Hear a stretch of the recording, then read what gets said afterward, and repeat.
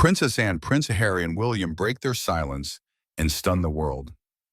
Amid a prolonged atmosphere of silence where the British royal family has been striving to maintain an outward appearance of stability amidst internal undercurrents, three figures who seemed destined to remain silent have unexpectedly shattered the quiet.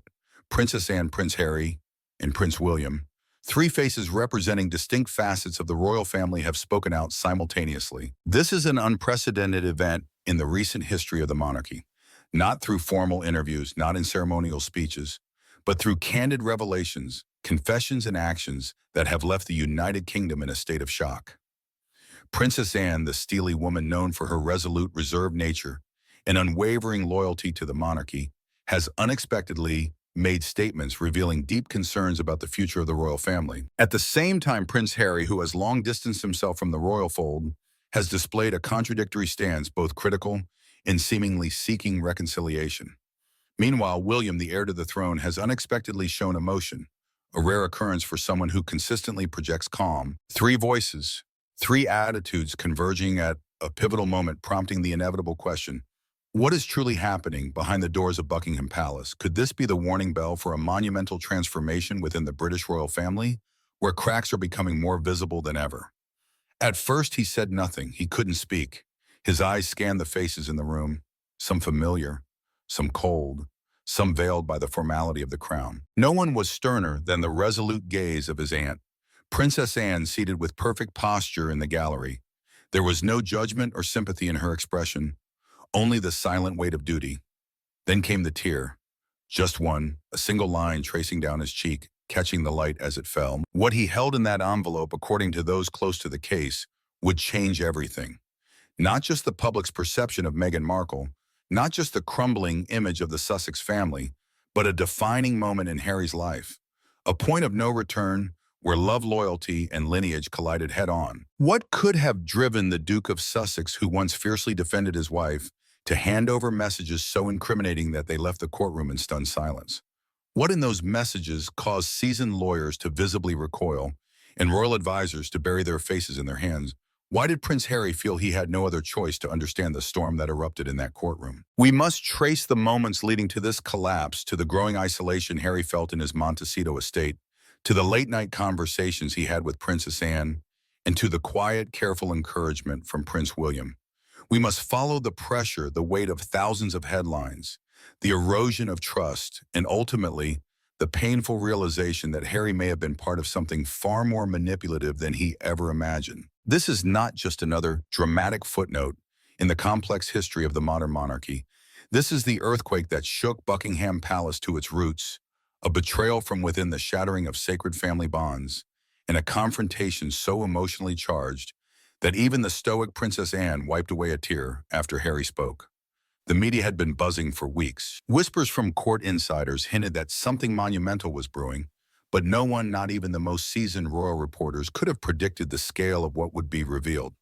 This was no financial scandal or breach of protocol, but the unveiling of a carefully guarded collection of private messages that painted Meghan in a way so unrecognizable it left the nation breathless. It wasn't just the content of those messages that rocked the courtroom.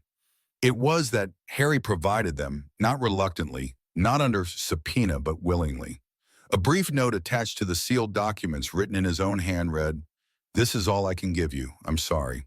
According to reports, Princess Anne was the one who first paved the way for Harry to step forward. A series of quiet, unadorned meetings at Windsor, far from cameras, took place. No security, no assistants, just Anne and Harry speaking as aunt and nephew, but more importantly, as two people who had at different times been lost under the royal gaze. She didn't push. She didn't demand. She simply reminded him of one thing. You're still a Windsor, and that means something. In the weeks leading up to the trial, Harry had all but vanished from public view. Meghan, however, was unusually present, spotted smiling outside a Beverly Hills cafe, issuing statements through her spokesperson, even launching a new documentary. It was a stark contrast to Harry's silence. Insiders say the silence wasn't peace. It was anguish behind closed doors. The couple was at odds. Sources close to their Montecito household described late-night arguments, Harry retreating to the guest room, and phone calls ending in slammed doors. He stopped taking calls from his father, King Charles. He barely responded to texts from his brother William until one day he did. That conversation, reportedly lasting 4 hours, changed everything. William, deeply concerned, urged Harry to speak with Princess Anne. He did, and that conversation changed everything. And so here we are in courtroom 3B, the air thick with tension, the nation watching through the press. Meghan is absent. Princess Anne sits motionless. Prince William, seated just 3 rows from his brother, leans forward, hands clasped. Harry's voice finally breaks the silence. I made a mistake, but I can't keep protecting the lies, especially when people are getting hurt because of it. With that, he hands over the envelope. Inside are message transcripts, voice recordings, and screenshots, some so incriminating that the court had to briefly clear to verify their authenticity before proceeding. Those messages tell a different story. One of manipulation, ambition, and deception of PR strategies designed to elicit sympathy of efforts to isolate Harry from his family of private jokes about the monarchy, mocking tradition under the guise of progressivism. According to one source close to the case, the most shocking message was a voice note Meghan allegedly sent to an unidentified confidant. Harry still thinks it's about love, she reportedly said, followed by laughter. But I've got my goals set. That clip alone left the courtroom gasping. Harry sat down. He didn't look at anyone. He wiped his eyes. Princess Anne shifted slightly, a rare gesture from someone renowned for emotional discipline. Prince William was said to have muttered the words, "Thank you." And that was just the beginning. As we continue this story, you'll hear exactly what led to this explosive moment in the courtroom. You'll hear about Princess Anne's pivotal role in guiding her nephew through an emotional maze. You'll understand the quiet storm brewing inside Prince William as he navigated loyalty, family, and public image. Perhaps most astonishingly, you'll get a deep look into the very messages themselves, the kind of private communications no one was ever meant to see until now. What happens next will challenge everything we thought we knew about the Sussexes and may change the monarchy forever. It didn't happen all at once, like a house with hidden cracks in its foundation. The illusion of Harry and Meghan's united front began to crumble quietly, subtly, until it could no longer be ignored. Behind the polished smiles, the sleek California estate, and the carefully worded public statements, something had begun to rot at the core of their relationship. At first glance, everything seemed normal. Public appearances were still tightly managed. Meghan continued to attend high-profile events, often accompanied by her team of stylists and PR experts, while Harry largely stayed in the background. His presence was often limited to photographs, often taken from a distance, always with a faint, weary smile that seemed more habitual than a true reflection of contentment. But for those who had followed the couple since their dramatic exit from the monarchy, there were signs, small signs, fleeting moments caught on camera, a glance that lingered too long with tension, a hand that didn't reach out. The growing distance in their body language didn't go unnoticed by royal watchers or analysts. For a couple that once clung to each other in public, as if defying a hostile world, the newfound coldness was unmistakable. Insiders close to the couple began whispering months earlier. A former staff member who briefly worked with them in Montecito before resigning described the atmosphere as fragile. According to him, Harry often isolated himself in a soundproofed study originally set up for podcast recordings. It became his escape. He stopped responding to messages. He stopped attending staff meetings. He withdrew. Meanwhile, Meghan became more active, more visible. Her schedule was packed with strategic meetings with media executives, product development discussions for her lifestyle brand, and meetings with her legal team. While the reason for the latter remained a mystery until now, some sources believe she was preparing for a rebrand, one that didn't necessarily include Harry by her side. What no one could see on the surface was that Harry had begun questioning everything, the life he had chosen, the person he had chosen it with, and the distance he had created between himself and the royal family. In a way, the silence from the palace had become deafening. No public retaliation, no sharp rebukes for their Netflix special, no official response to their tell-all interviews, just silence, a carefully constructed, dignified silence. But that silence wasn't shared by everyone. Princess Anne, known for her unwavering loyalty to tradition and unyielding work ethic, had been watching closely. Despite the often publicized divide between the older and younger royal generations, she had never fully closed the door on Harry. When William expressed growing concern, it was Anne who suggested an informal meeting with Harry, away from the press, just to talk. That conversation, held over tea in a lesser-used wing of Windsor Castle, became a turning point. According to a royal aide stationed nearby that day, the meeting lasted over 3 hours. They spoke as family, not as royals, the aide said. Anne didn't sugarcoat anything, but she didn't judge. She told him, "You were born into something bigger than both of us. That means something, even when it hurts sometimes." Harry was said to have broken down during that conversation, not just because of Anne's words, but because he had realized something troubling in the weeks prior. Something was wrong, not just in his marriage, but in the broader narrative he had helped build. He had begun reviewing old messages, scrolling through emails, and replaying voice notes that once made sense, but now felt different in light of what he had learned since. It was like reading the subtext of his own life for the first time and realizing he was the only one who didn't get the joke. One message in particular haunted him, a simple text Meghan sent to a contact after their Oprah interview aired. "We're winning," and she wrote, followed by a champagne emoji. At the time, he had laughed, thinking it was playful, the celebration of speaking their truth. But now it seemed calculated, clinical, almost as if it was less about healing and more about gaining leverage. Yet it wasn't just the messages. It was the realization that their children, Archie and Lilibet, were being turned into media assets. Their appearances were strategically rationed. Their images copyrighted, their lives shrouded in mystery and used to sustain interest. Meghan always claimed it was for privacy, but Harry began to feel differently. It wasn't privacy, it was power. The power to control, to manipulate, to leverage sympathy when needed. The final blow came when Harry discovered Meghan had been in contact with multiple documentary producers about launching a solo project focused on her recovery from royal trauma. The pitch reportedly included selectively reenacted scenes, dramatic readings of private letters, and exclusive footage shot inside their home, some of which Harry didn't know had been recorded. When he confronted her, Meghan was said to have dismissed his concerns. "This is my truth," she reportedly said. "You knew who I was when you chose me." He knew, but he no longer recognized the person standing before him. From there, the unraveling happened quickly. Harry reached out to William. The initial phone call was cold and stilted. Years of tension had built an emotional wall between them. But after 30 minutes of silence and awkward small talk, Harry finally said, "I don't know what to do anymore." That single sentence broke the wall. William, torn between anger and empathy, agreed to meet Harry in person. No press, no ceremony. Just two brothers in a private residence outside London. According to sources during this visit, William saw how truly broken Harry was. He looked like a man who had carried a burden for years, a royal insider said. But more than that, he looked ashamed, like he knew he had played a role in the monster the media had become, and now he couldn't stop it. That's when Princess Anne stepped in again. A natural strategist, and perhaps the least emotionally indulgent of the royals, she laid out Harry's options plainly. "You can keep protecting her," she said, "but at what cost? Your children, your family, your sanity? Or you can stop this before it does more damage." It wasn't an ultimatum. It was a lifeline. The decision wasn't made quickly. Harry disappeared for nearly a week. No calls, no responses. He is believed to have gone to a remote estate in Scotland alone. When he returned, he had made his choice. He requested legal counsel not to prepare a lawsuit, but to confess, to provide evidence, to hand over the very messages that once seemed to secure his future with Meghan, but now threatened to dismantle her carefully constructed public image. That's when everything changed. In the days that followed, legal teams worked quietly.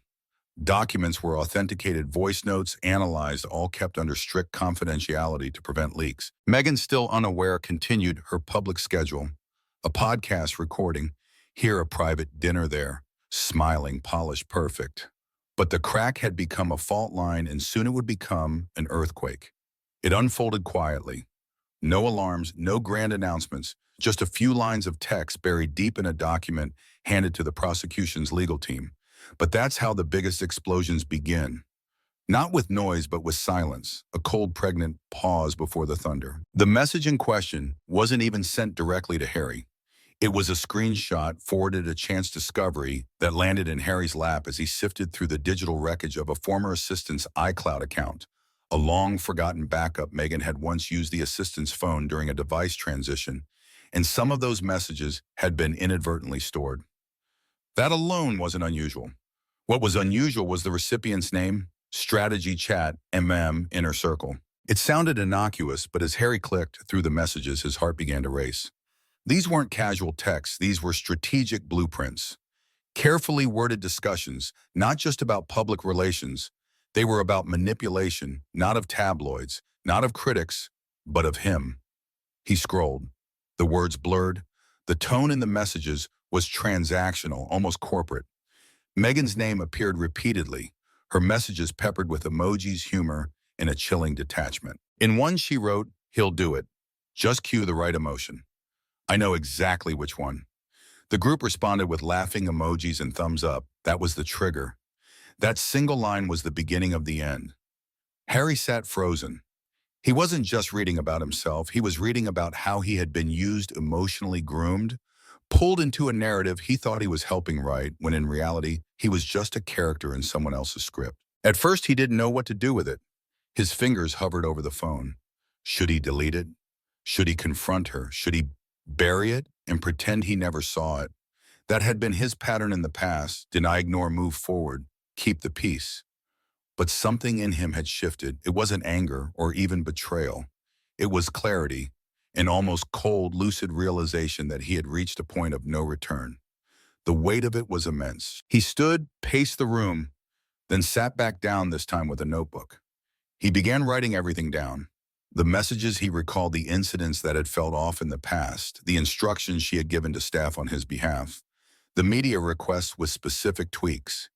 He mapped it out like a puzzle, piece by piece, day by day. The next morning, Harry made a call, not to Meghan, not to William, not to Anne. He called their former legal contact at Buckingham Palace. The conversation was brief. "I need to come in," he said. "There are things I need to share in person, not over email, not on the record yet." Within 48 hours, Harry was sitting in a secure room beneath one of the palace's oldest legal offices, a place reserved for matters never meant to see daylight. He arrived alone, no security, no press, no statement. What he handed over wasn't just the initial screenshot. It was an entire folder, encrypted, meticulously organized. He had spent nights compiling it, reviewing old message logs, backups, and forgotten photo folders. The volume was staggering: messages between Meghan and her team, voice notes, PDFs of drafts written under Harry's name, but edited by others. Even a personal memo Meghan had written outlining talking points for Harry to repeat in interviews. One document in particular broke him. It was written a week before the Oprah conversation titled "Emotional Anchors, If Asked." It outlined responses Harry was supposed to use if certain questions came up. Questions about race, the Queen and his family.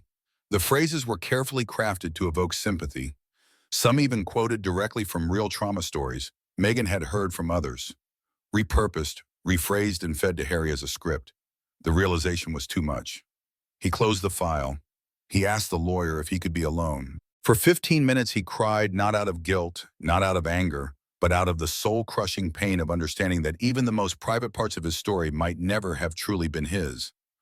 That moment changed him. When he walked out of the room, he said only one thing: "Do what you have to do. I'll testify if needed."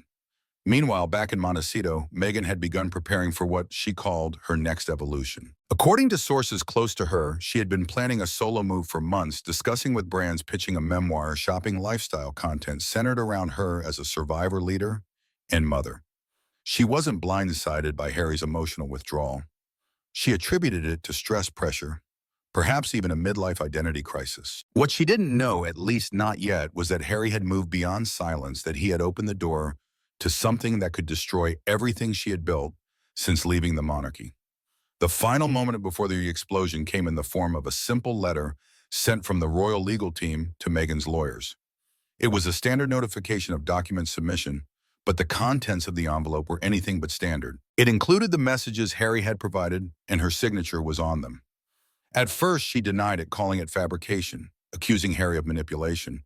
But when confronted with voice memos in her own voice, describing plans to emotionally distance him from William and exploit the media's thirst for a Diana comparison, she fell silent. According to one lawyer in that meeting room, Meghan didn't speak for nearly 3 minutes. She just sat there staring, lips slightly parted, then pursed 1,000 thoughts running through her mind, none forming a word. That's when she reportedly asked to speak to Harry. He refused, and that's when she realized she had lost control of the narrative. The shocking moment wasn't loud. It didn't involve paparazzi or press releases.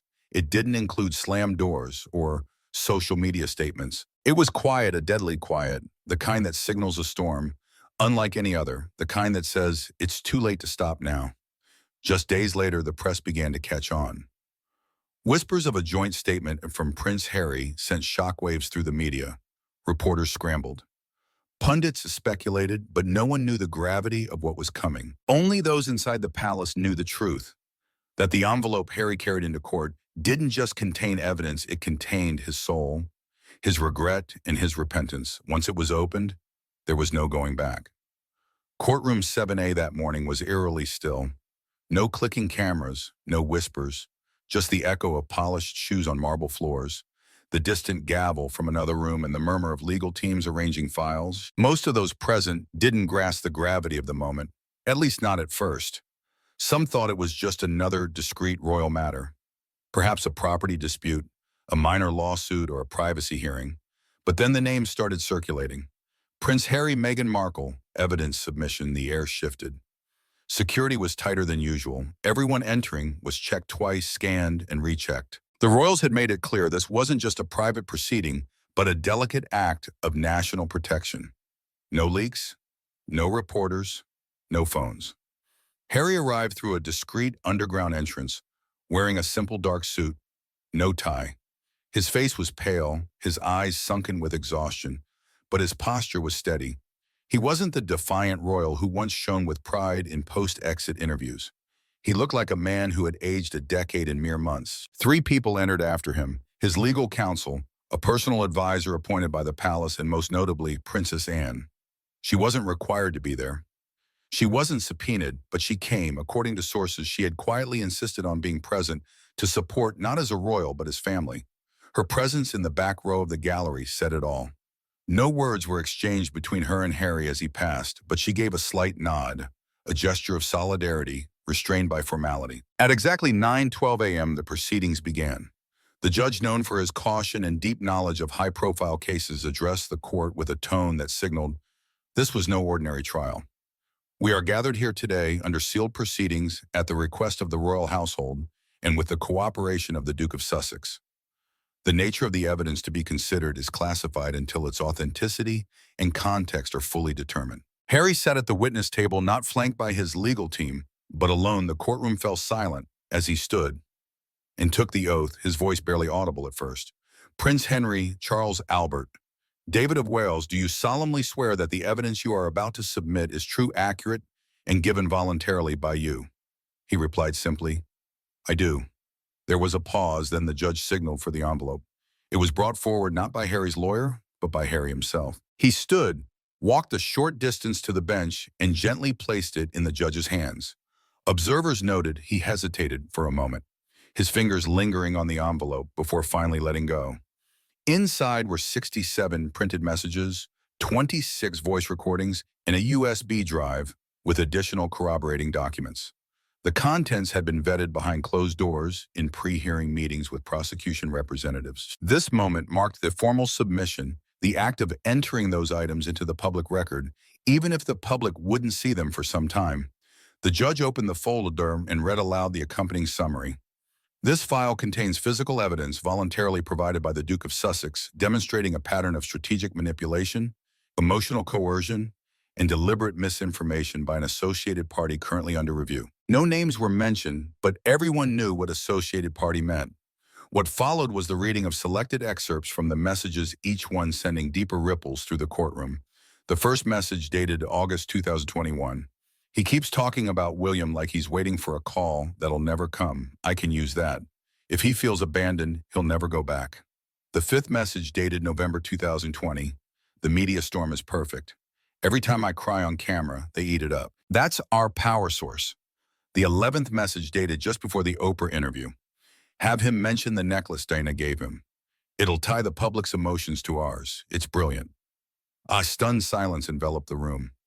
One of the lawyers present, representing Meghan's legal interests, stood to object.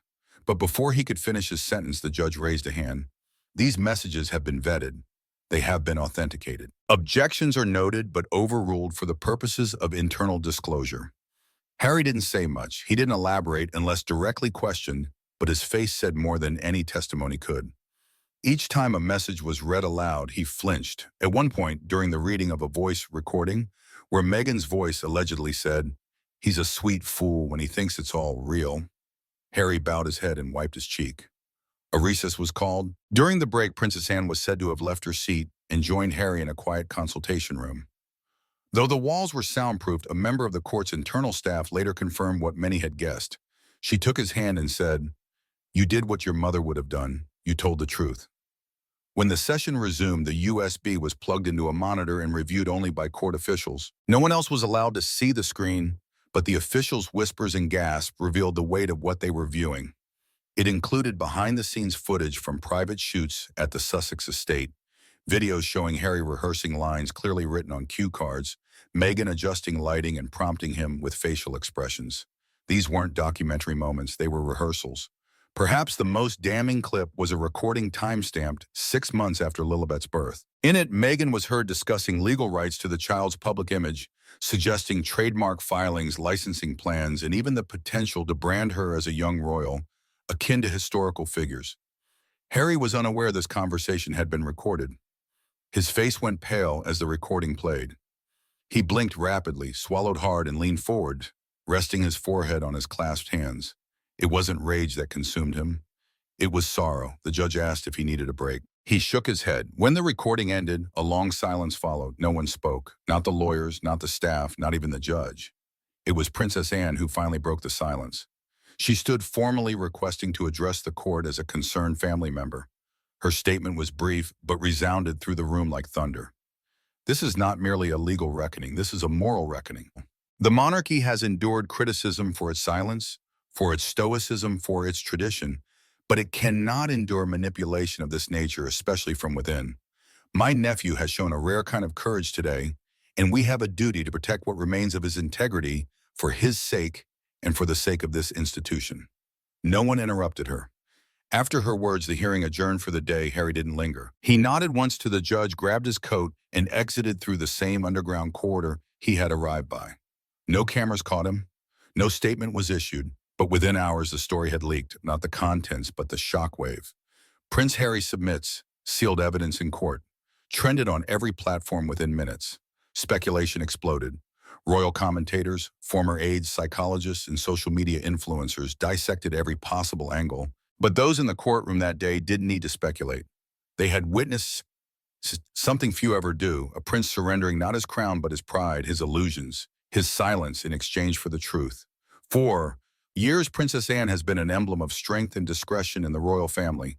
She is the one who never falters, never courts scandal, and rarely, if ever, lets emotion sway her duty. Often regarded as the monarchy's secret weapon, she has quietly built a reputation as the most pragmatic and hardworking royal of her generation. Yet beneath that rigid composure lies a depth few truly understood until the day she stepped into the storm surrounding her nephew, Prince Harry. Her intervention was not loud. It wasn't orchestrated by palace PR advisors or scheduled in the court's itinerary. It wasn't strategic in a PR sense. It was personal, deeply private, and long overdue. It began with a letter weeks before the courtroom revelation, long before the public or press knew anything about what Harry was contemplating. Anne sent him a handwritten letter delivered not by a royal courier or aide, but by a trusted member of her private staff. There was no digital copy, no trace, just a small envelope with Harry's name written in her sharp, clear hand. The letter itself was brief, a few sentences, but they were more profound than any lecture or confrontation could have been. "I'm not writing to tell you what to do, only to remind you that you still know right from wrong. Somewhere beneath all this noise, I believe you still care about the truth. If you need a place to speak without judgment, I'm here, no questions, no cameras." It was the first olive branch Harry had received from anyone in the senior royal circles since his departure, not because they didn't care, but because in their world, silence is the default. Emotions are rarely acknowledged, and private pain is considered a burden. Best carried alone, but Anne has never played by all the royal rules. She has bent them before quietly, discreetly, but deliberately, especially when she believed the family was losing its way. Harry read the letter multiple times. He didn't respond immediately. In fact, he hesitated for nearly a week. But one night after a particularly brutal argument at home, one in which, according to a source, Meghan accused him of betrayal and reverting to the royal cult, Harry dialed the number Anne had written at the bottom of the letter.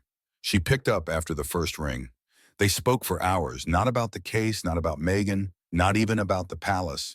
They spoke about Diana, about grief, about fear. Harry admitted he no longer trusted his own judgment, that every decision he made stemmed from guilt, confusion, or a desperate desire to protect someone who might never have deserved such protection. Anne listened. Not once did she interrupt. She wasn't there to fix it. She was there for him to speak.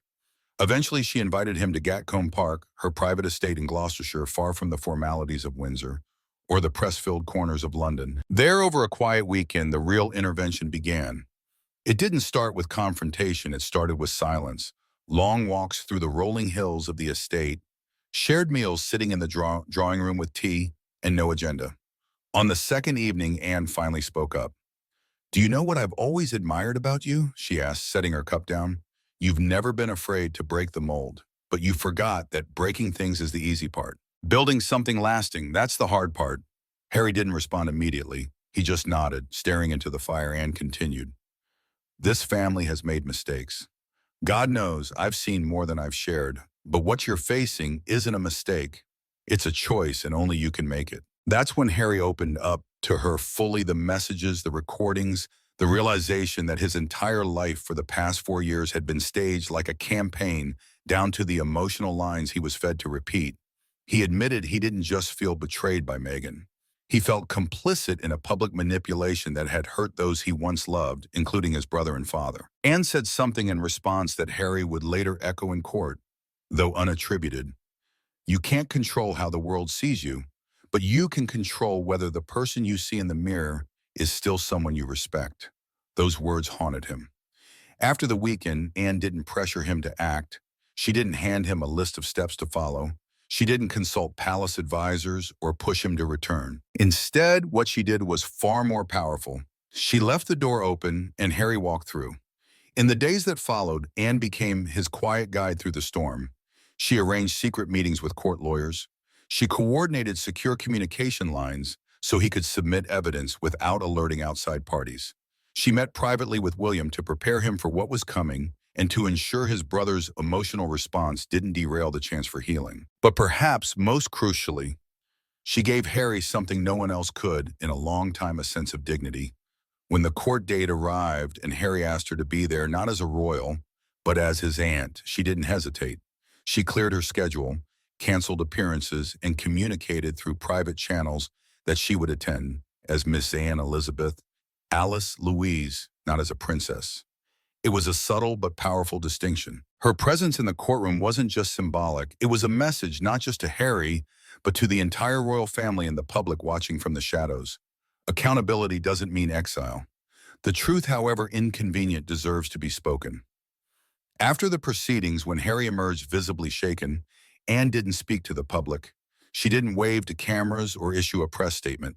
She simply placed a hand on his back, guided him to the exit, and walked beside him. That evening, as reporters swarmed palace gates demanding a comment from senior royals, no one came forward, but a single line was quietly released through an anonymous spokesperson. Many believe the words came directly from Anne herself: "When someone chooses truth over comfort, that's not weakness, it's the beginning of courage." It was the most impactful royal statement of the year. Yet it wasn't tweeted or broadcast. It didn't need to be. It resonated because it was true. Princess Anne intervened not to save the monarchy or preserve its image, but to reach into the eye of the storm and pull her nephew back from the brink. In doing so, she reminded a cynical world that sometimes, even in the most broken families, there are those who choose integrity over silence. While all eyes were on Prince Harry and the explosive fallout of his courtroom confession, another man grappled with a quieter but no less painful burden. Prince William, the heir to the throne, found himself wrestling with a labyrinth of conflicting emotions, one that challenged not only his public image, but his very identity as a brother, a future king, and a father. William has never been one for overt emotion. That role, whether by choice or necessity, always fell to Harry. As children, William was the dutiful one, the steady presence in a household rocked by loss, scandal, and grief. When Diana died, it was William who clenched his jaw, walked behind the coffin, and shielded Harry with quiet strength. It was William who absorbed the monarchy's stoic code. It was William who became the steady hand as the world spun chaotically around the House of Windsor. But behind closed doors, William's calm was unraveling. The first moment it frayed was the night Harry called him after years of near silence. The call came late. William had just returned from a long diplomatic tour abroad and was preparing for an evening with his children. The phone's ring startled him. It wasn't a text or a WhatsApp. It was a direct call from Harry. He stared at the screen for nearly 30 seconds before answering. The voice on the other end was small, cautious, but not unfamiliar. "I don't know what to do anymore," Harry said. William didn't speak at first. His mind flooded with years of pain, of that interview, of headlines painting him as cold and complicit, of accusations that didn't just tarnish his image, but his trust. But then came a moment he would later describe as a flash of memory, the two of them as boys barefoot at Balmoral, running through wet grass and laughing until they collapsed. That memory wasn't a political statement or a PR strategy. It was family. So he responded, "Come see me." The reunion was no fairy tale. There were no hugs, no grand reconciliation.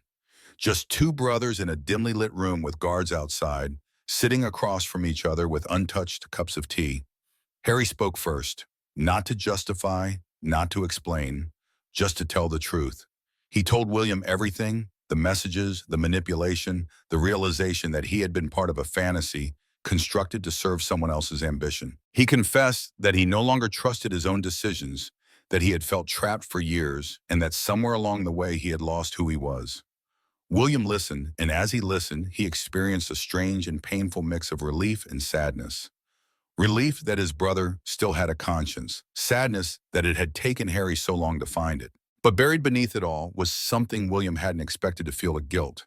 Not for the past, not for the firm, but for not reaching out sooner, for letting the distance between them grow so vast it became almost mythic, for letting duty override compassion. He remembered Harry's face on their wedding day, nervous, hopeful, clinging to something bright. In Meghan's smile, William had questioned it, then had voiced concerns behind closed doors. Now, sitting across from a man who looked like a hollowed-out version of that groom, William didn't say, "I told you so." He said something very different. "What do you need from me, Harry?" Didn't beg for forgiveness or help. He asked for time. And one other thing. "Don't let this destroy what's left of us." That sentence lingered. It haunted William in the days that followed as he returned to Kensington. He became withdrawn. Kate noticed it. His staff noticed it. He stopped responding to press briefings and engaging in routine calls with the royal media team. His schedule became erratic. Behind palace walls, aides whispered that something was wrong. What they didn't know was that William was caught in a private battle. How to balance his growing rage at the damage done to the monarchy, to his father, to himself, with his empathy for a brother who was clearly broken by a machine that consumed people for public gain. The final push came when Anne reached out. Their conversation was brief but meaningful. Anne recounted what Harry had told her and what he was about to do. She wanted William to be prepared to understand the emotional toll Harry was about to pay by submitting the evidence. William responded with a nod over the phone. "I'll be there." He didn't tell the palace or ask for permission. He quietly arrived on the morning of the trial using a back entrance in a prearranged seat a few rows from Harry. He wore no uniform, no regalia, just a gray suit and a face that revealed nothing but felt everything. As he watched Harry approach the bench, William's chest tightened. He could see the anxiety, the sadness, the resignation in his brother's posture. He saw the moment Harry handed over the envelope, the way his fingers clung to it, a second longer than necessary, the tear that rolled down his cheek as the first message was read aloud. William didn't cry. He didn't even blink, but he whispered something as the courtroom fell into stunned silence. Finally, not with judgment, but with something closer to relief. Because in that moment, William didn't see the man the press had written about. Not the wayward brother who fled to America and waged war through interviews and Netflix deals, but the boy he once shared a nursery with, who stood beside him at their mother's funeral, who, despite everything, still believed in something greater than the lie. When the session ended, William stayed seated long after most had left. He declined comments and offers to leave privately. He sat there staring at the empty bench, his shoulders heavy with the realization that their lives would never be the same. That night, he returned to Kensington and hugged his children longer than usual. He didn't explain why he didn't need to. But in that quiet act, he made a decision. The monarchy might demand silence, but he wouldn't let silence define his relationship with his brother anymore. The next morning, William visited Anne privately. They didn't say much. But before leaving, he said something that, according to sources, moved her deeply. I think Harry just saved himself, but now it's our job to help him rebuild. The news didn't travel slowly in Montecito, especially when your name is Meghan Markle and your world is intricately stitched into the fabric of public fascination, celebrity circuits, and a ravenous global media machine. But when the headlines hit Prince Harry submits damning evidence, there was no protocol, no crisis playbook. For this, no Netflix executive called cut or PR director shouted, "Take two." It was real raw and entirely out of Meghan's control. She found out ironically not through a staff briefing or a legal warning, but from a push notification on her phone while having lunch at a private table in a discreet Santa Barbara cafe. A friend sitting across from her asked a simple, casual, unknowing question. "Hey, did you see what Harry did?" At first, she assumed it was about a new charity appearance, perhaps something Harry had planned without looping in her team. But as she clicked the article, her expression changed. Her fork froze midair. Her eyes narrowed. Her lips parted slightly, then silence. In that moment, she realized everything had shifted. What she saw wasn't speculation or gossip. It was official with quotes and confirmations. Prince Harry had voluntarily submitted private communications to the royal legal team, some of which were said to originate from her evidence of manipulation. Evidence that didn't just question their narrative, but her integrity. She stood from the table, left her food untouched, and swiftly walked to her car. Her friend followed, confused but careful not to press. Meghan didn't say a word the entire drive home. Once inside her Montecito estate, its walls adorned with curated photos, awards, and artfully arranged florals reflecting a life of deliberate beauty and grace. Meghan shut herself away. Staff were asked to clear the West Wing. The nanny took the children to the other side of the compound. Her assistant was instructed to cancel all appointments. She didn't cry, not yet.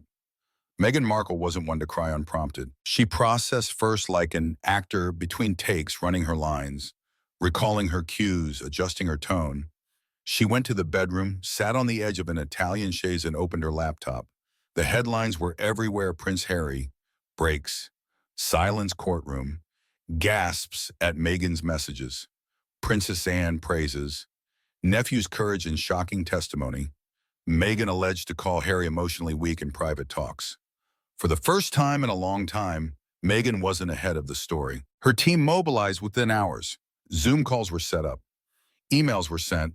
A crisis management firm, known for shaping narratives around fallen tech CEOs and controversial athletes, was brought in. But this wasn't a tech glitch or a performance scandal. This was a personal explosion. Broadcast globally in real time. Meghan's top advisor, who had worked with her through multiple brand launches and legal troubles, gave her a brutal assessment in private. "This isn't going to be fixed with a podcast, Meg. This isn't just spin. People feel betrayed and Harry's the one talking, not the tabloids." She sat silently, breathing through her nose, shoulders squared. Then finally she spoke. "He'll come around. He always does. He's emotional. He gets swept up." But even as she said it, she didn't believe it because Harry still hadn't come home. He hadn't responded to her texts since the news broke. He hadn't called or offered an explanation or context. That wasn't like him. For the first time since they married, Meghan realized something far more terrifying than public backlash. Harry might no longer be protecting her.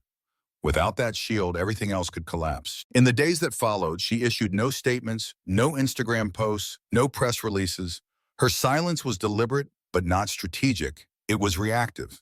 Her team debated issuing a denial, a carefully worded message about misinformation, but every legal contact they consulted warned of the same thing.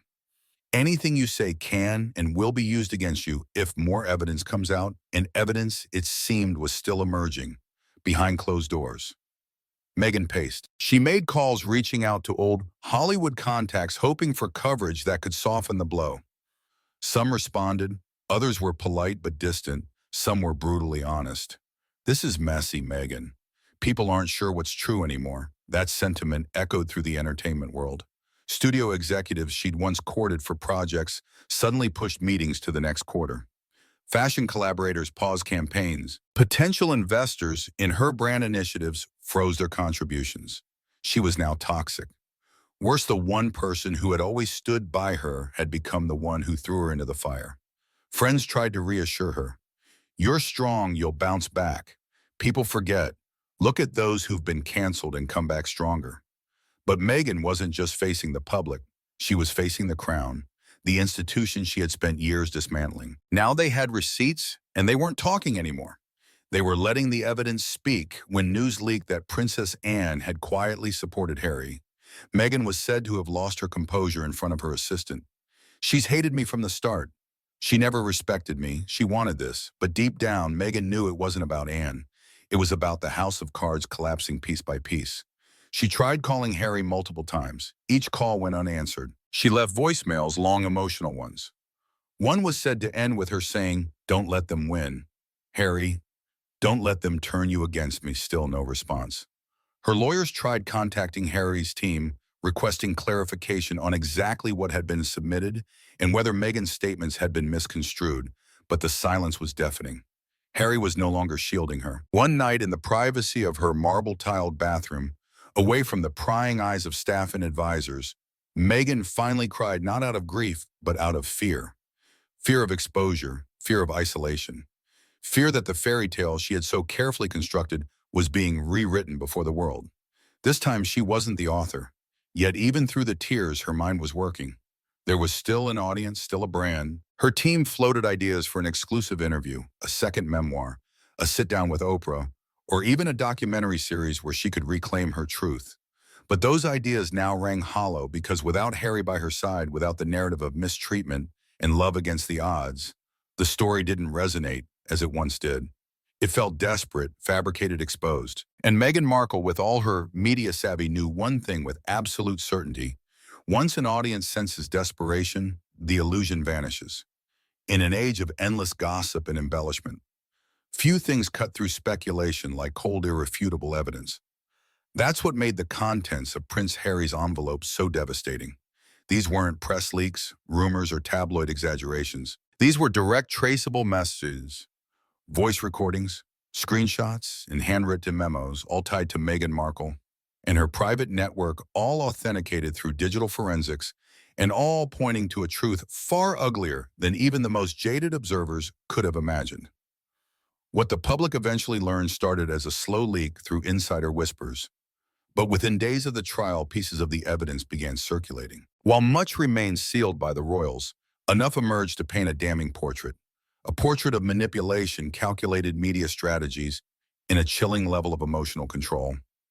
At the heart of it all were 5 messages, 5 key communications that, when pieced together, told a story that shattered Meghan's public image and raised questions about the foundation of the Sussexes' relationship. Message 1: we're winning. Sent in March 2021, just days after the Oprah interview. This was a simple iMessage sent to Meghan's inner circle via a group chat named Lighthouse. In it, Meghan wrote, "Check the numbers, trending in over 20 countries. Front page almost everywhere. We're winning." They underestimated the tears. It was followed by a champagne emoji and a gif of a mic drop. At first glance, it could be read as excitement, but in context, especially when paired with earlier messages, planning specific emotional beats for the interview, it became something else entirely. It showed intense strategy that the emotional impact of the interview wasn't just anticipated, but calculated. Harry was said to have not seen this message before the trial. When read aloud, witnesses described his expression as frozen disbelief, not just at the words, but at the tone, so casual, so rehearsed, as if public sympathy was a resource to be mined. Message 2: the Diana angle. Perhaps the most emotionally charged communication was a memo Meghan wrote to prepare for an interview Harry was to give with a major outlet in 2020, titled The Diana Angle. The document outlined ways to weave Princess Diana's legacy into current press engagements. It included phrases like, "Mention the necklace she gave you as a bridge to the past," "Use the word haunted when describing your childhood," and "Say you see her in Meghan's strength." The memo wasn't incriminating in a legal sense, but it was deeply unsettling. Diana was always sacred ground for Harry, his emotional North Star. For Meghan to reduce that to talking points wasn't just manipulative, it was akin to sacrilege. One of the more shocking details was a handwritten note in the margin by Meghan. "If he cries, it's even better." That note hit like a punch to the gut. Analysts later said it shifted the entire tone of the memo from supportive preparation to emotional engineering. To message 3, he doesn't need to know. This message was short, but cutting, is sent to a former assistant while planning an interview segment involving their children. Meghan was said to have written, "He doesn't need to know the full outline. It's better to come off naturally. I'll cue him when the cameras are rolling. Rolling. The assistant was confused, unaware that Harry hadn't been fully briefed. But in hindsight, and now with the full context of the trial, it became clear that Meghan frequently controlled the flow of information, especially around public events. Harry wasn't a partner in those moments. He was a prop one she could direct, adjust, and reshape based on what would resonate best with viewers. Message for the voice note. Perhaps the most controversial piece of evidence was an audio file Meghan sent to an unidentified recipient in her PR circle, later retrieved from a cloud backup. In it, Meghan was heard saying, "I mean, honestly, Harry still thinks it's all organic, that we just naturally became a force. But it's strategy. It's smart press. People don't relate to glossy royals. They relate to pain, and we're giving them a front row seat to his." There was a pause, then laughter. The clip stunned court officials. The words themselves were damaging, but the tone, the laughter, the dismissive cadence was what truly unnerved people. For a woman who positioned herself as a victim of royal coldness, this was the moment that cast everything into doubt. Was the pain real or weaponized? Was the distance from the royals about protection, or a step in a larger campaign to shift public power? Message 5, the endgame. The final and most contentious message was one Meghan allegedly sent in late 2019, months before the couple officially stepped back from royal duties. It read, "The endgame is freedom plus total control. No more gray suits telling us what to do. We build our brand, our story, our kingdom. The rest will follow. Just stick to the script." This message, particularly the phrase "stick to the script," was seen as the clearest indication that their exit from the monarchy wasn't a sudden act of self-preservation, but a pre-planned escape strategy to establish their own media empire. According to sources, that phrase deeply unsettled Prince William when he read the documents later. It reframed years of division as intentional, calculated, and cold. When pieced together, these 5 messages painted a portrait of something far darker than a couple breaking free from outdated traditions. They revealed a carefully orchestrated plan to rebuild Harry and Meghan's image as global icons through emotionally charged storytelling and controlled vulnerability, while Harry remained largely unaware of how deeply he was being managed. The fallout was immediate. Media outlets that had previously championed Meghan began publishing measured critiques. Journalists granted exclusive access to her story began backtracking. Public sympathy, while still present in some corners, began to shift. Conversations around authenticity emerged. People felt deceived. The cracks in the narrative had become chasms, but perhaps the most devastating reaction was Harry's own. He was said to have told aides after reviewing the voice note that he felt used, then discarded, that he no longer knew what was true and what had been carefully staged. For him, the messages weren't just evidence. They were proof that the relationship he had fought for against his family, against the institution, against the media, might have been built on a foundation of manipulation. The love he had defended at all costs might have come at the cost of himself. It started slowly, like a distant rumble on the digital horizon. A headline here, a whispered segment on a late-night talk show, a speculative panel on morning television. But within 48 hours of Prince Harry's courtroom revelation, the shockwave became a landslide. What followed was unlike anything the Sussexes or the royal family had ever seen. The public backlash wasn't just large, it was seismic. Global, relentless. In London, the BBC's primetime evening news devoted a full 10-minute segment to the fallout opening with a montage of Harry and Meghan's most notable public moments, the wedding vows, the Oprah interview. Public charity events overlaid with transcripts from the messages now logged in court records. The effect was jarring. Faces once synonymous with sincerity and struggle were now viewed through lenses of doubt and disdain. Across the pond, U.S. media jumped in. Major networks like CNN and NBC brought in body language experts, media analysts, and former royal reporters to weigh in on what the revelations meant, not just for the royal family, but for how audiences consume celebrity narratives. "This isn't just betrayal," a professor of media ethics said on one panel. "This is a masterclass in emotional manipulation, and the most dangerous part. Millions believed it. Social media, always faster and often crueler, erupted. Within hours, hashtags like #manipulated by Meghan, #Harry unveiled, and #endgame exposed trended worldwide. TikTok users dissected every clip of prior interviews. YouTubers posted frame-by-frame analyses of body language and speech patterns, aligning them with the now-released message transcripts. Entire accounts sprang up overnight to archive the Sussex script, a term coined by a viral tweet thread accusing the couple of staging a 4-year performance. While the public reeled from the shock, the media machine didn't stop. Major publications like The Times and The Telegraph ran special investigative features revisiting their own prior coverage. Journalists admitted, some reluctantly, some defiantly, that they had been swept up in the emotional whirlwind, choosing sympathy over skepticism. One editorial by a prominent royal reporter read, "We all wanted a fairy tale.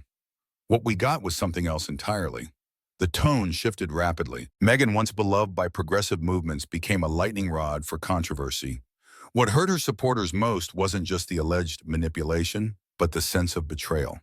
For every woman who saw her as a voice for survival, every person of color who saw her as an icon, every activist who cheered her, calls for compassion, there was now doubt, real visceral doubt.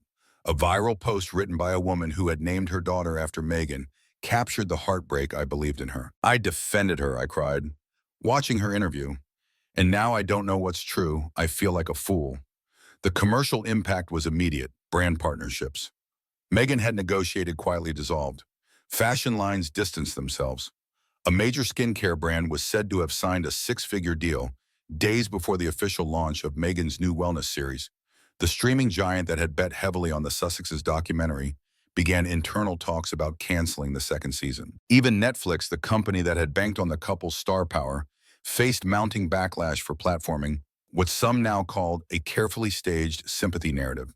A petition circulated online demanding the platform issue a statement or disclaimer, amassing over 1 million signatures in a week. While Meghan bore the brunt of public outrage, Harry's image became a subject of fierce debate. Some saw him as a broken man, finally free from his shackles. Others accused him of weakness, manipulated for years, and now suddenly casting himself as a victim. The public was divided not on the truth of the messages, but on how to interpret Harry's role in the deception, and more crucially, his sudden pivot to transparency. Talk shows picked sides. Some hosts defended Harry, praising his courage and emotional honesty. Others mocked him for only turning on Meghan after things became too heavy to carry. One late-night comedian quipped, "Harry finally escaped the Matrix turns. Out it wasn't love. It was a limited series, but amid the mockery and moral debates, something deeper emerged." People began asking what this said about the nature of celebrity influence, about choreographed trauma, and about the media's complicity in fueling narratives crafted for clicks, ratings, and viral shares. Newsroom editors worldwide were forced to confront an uncomfortable truth. The same media that helped amplify Meghan and Harry's story was now helping tear it down. Not because their ethics had changed, but because the tide had turned. And the tide once turned is merciless. Back in Montecito, Meghan's estate became a fortress. Paparazzi staked out the property from dawn to dusk. Drones buzzed overhead. One night, a photo emerged of Meghan shielding her face behind the tinted window of a luxury SUV. The caption read, "From palace to prison of her own making." The imagery was cruel, but it stuck.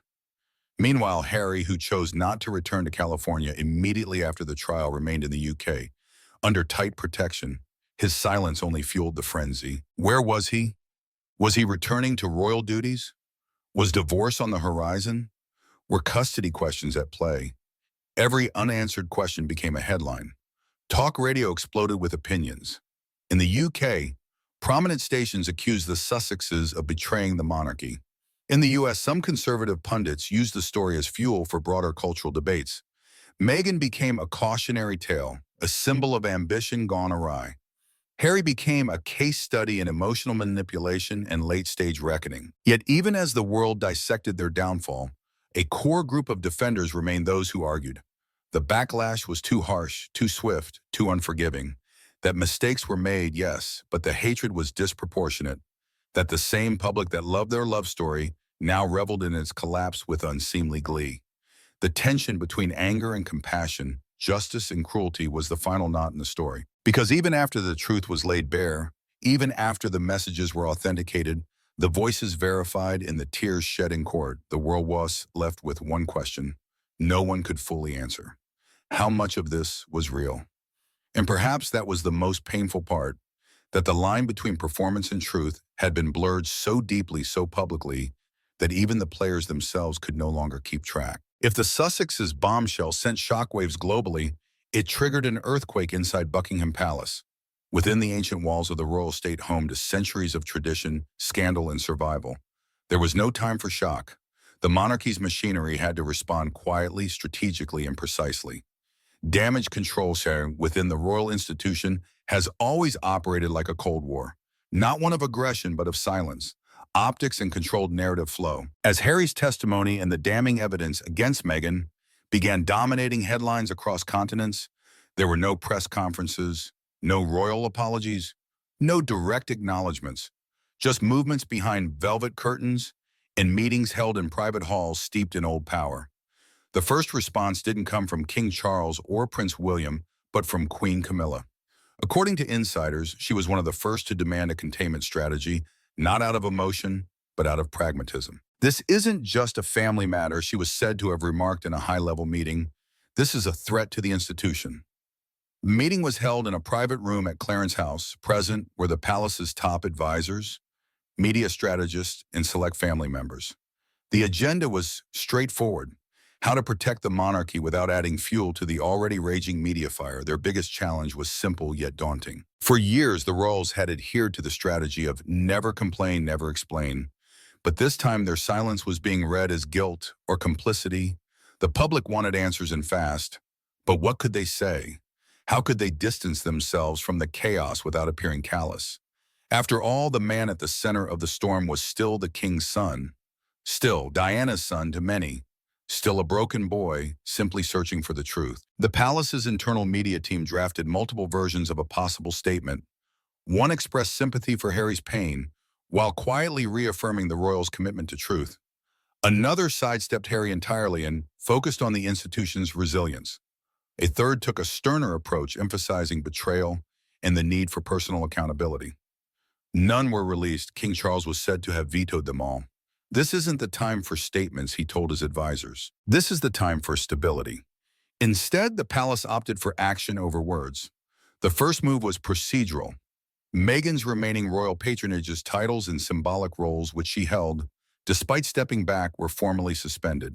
The announcements were made through a series of matter-of-fact emails sent to the relevant organizations. No further explanation. No fanfare. A second move followed days later. The palace began auditing all remaining financial ties with Harry and Meghan, from their time as working royals, travel expense reimbursements, security allocations, brand affiliations tied to their former offices all came under scrutiny. The message was clear. Though unspoken ties were being severed legally, financially, and institutionally, Prince William took a quieter approach, having already shown clear support for Harry during the trial. Now he worked behind the scenes to ensure their shared legacy, particularly the charities and causes they once co-managed, wouldn't be tainted by the controversy. He was said to have met privately with key donors and trustees, assuring them that the work would continue and that the royal family remained committed to integrity and transparency. Those meetings weren't publicized, but they had an impact. Several organizations reaffirmed their loyalty to the crown within days. Princess Anne, ever steadfast, returned to public duties almost immediately. She was photographed visiting a children's hospital in Wales, smiling gently, holding patients' hands and saying little. Her presence was a quiet signal that the family wasn't paralyzed, that they would move forward.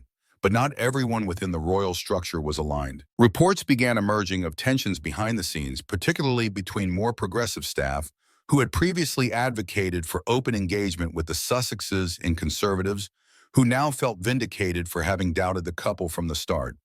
There were people inside this palace who pushed to keep that door open.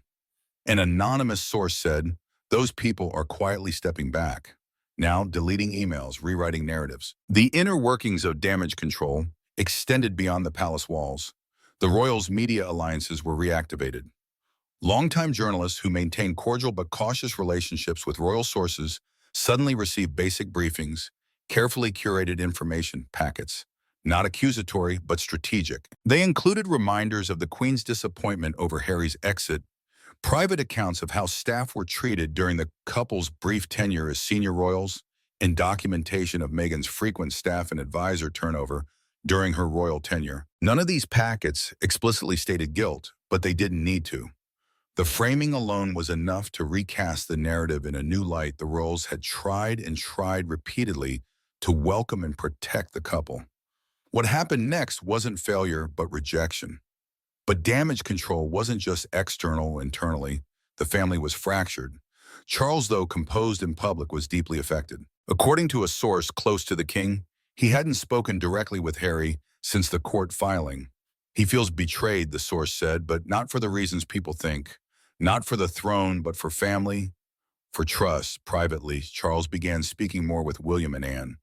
There were conversations about Harry's future role, if any might look like. The consensus was grim.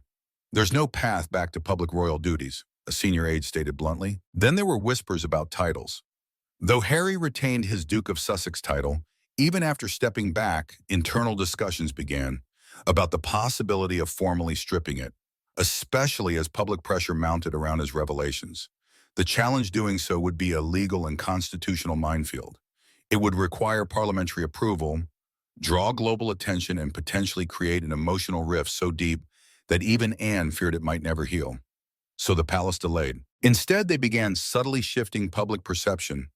Event programs, official websites, and press releases started omitting Harry's title or referring to him in more neutral terms. The king's youngest son, former working royal rather than Duke of Sussex. The collective voices of Princess Anne, Prince Harry, and Prince William didn't just jolt the media, but reignited long-simmering public questions. Is the British royal family facing an internal crisis deeper than they've ever shown? When three figures representing three generations, three positions, and three different approaches break their silence together, it suggests no one can ignore the increasingly evident contradictions any longer. And the emblem of tradition. William, the face of the future, and Harry, the outsider, still bound by blood, now converge on a new front, speaking the truth. Though each carries a distinct voice, a distinct perspective, their common thread is a refusal to hide any longer. And that's the real shock, not just to the public, but to the monarchy itself, because truth once spoken cannot be unspoken. The question now isn't who's right or wrong, it's what the British royal family will do to confront itself.